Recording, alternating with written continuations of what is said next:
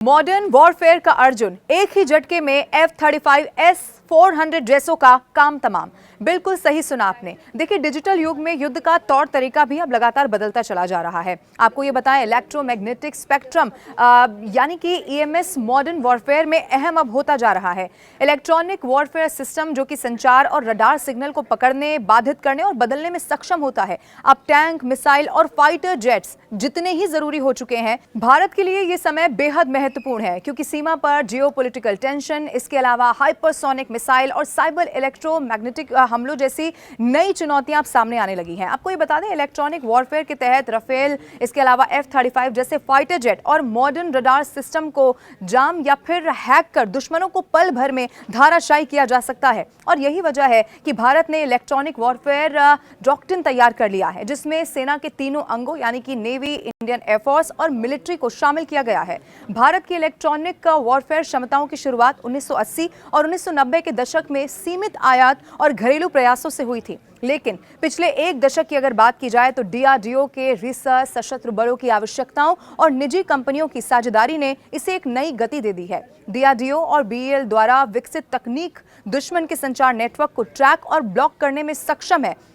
इसके अलावा आपको ये भी बता दें, शक्ति EW सूट नेवी के जहाज़ों को पूर्ण इलेक्ट्रॉनिक समर्थन और काउंटर मेजर्स प्रदान करता है। और इसमें भी आप जानते हैं, एशिया प्रशांत सबसे तेजी से बढ़ने वाला क्षेत्र होने वाला है।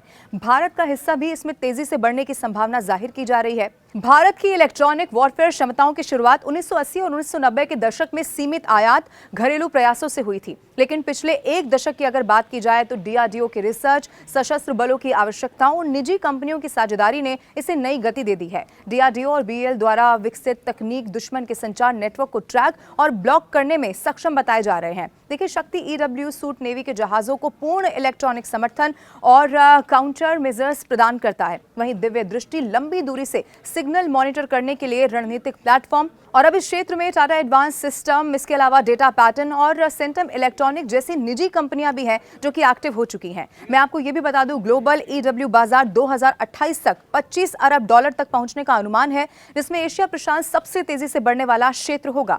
भारत का हिस्सा भी इसमें बहुत तेजी से बढ़ने की संभावना है। अब देश में 1.5 लाख करोड़ से ज्यादा की इलेक्ट्रॉनिक्स इनेबल मिलिट्री मॉडर्नाइजेशन की योजनाएं चल रही हैं। आपको ये भी बता दें, नेटवर्क सेंट्रिक वॉरफेयर पर विशेष बजट का प्रावधान भी यहाँ किया गया है। एक्सपर्ट का तो ये भी मानना है कि भारतीय EW बाजार अगले 5 साल में 8 से 10% की दर से बढ़ सकता है। सरकारी नीतियां और प्रोत्साहन, रक्षा अधिग्रहण प्रक्रिया जिसे DAP 2020 के बारे में बताया गया, और इसके अलावा भी बताया जा रहा है कि घरेलू उत्पादन को बढ़ावा देने पर जोर दिया जा रहा है। इसके अलावा इलेक्ट्रॉनिक्स और सेमीकंडक्टर के लिए PLI योजना और गुजरात और कर्नाटक में सेमीकंडक्टर फैब स्थापित करने की पहल इस इंडस्ट्री के लिए बेहद महत्वपूर्ण साबित हो रही है। इनोवेशन दिखा रहा नई राह, AI भी इसमें बहुत महत्वपूर्ण हो गया है, और इसी में ड्रोन आधारित इलेक्ट्रॉनिक निगरानी और एंटी ड्रोन क्षमताएं भी बताई जा रही हैं।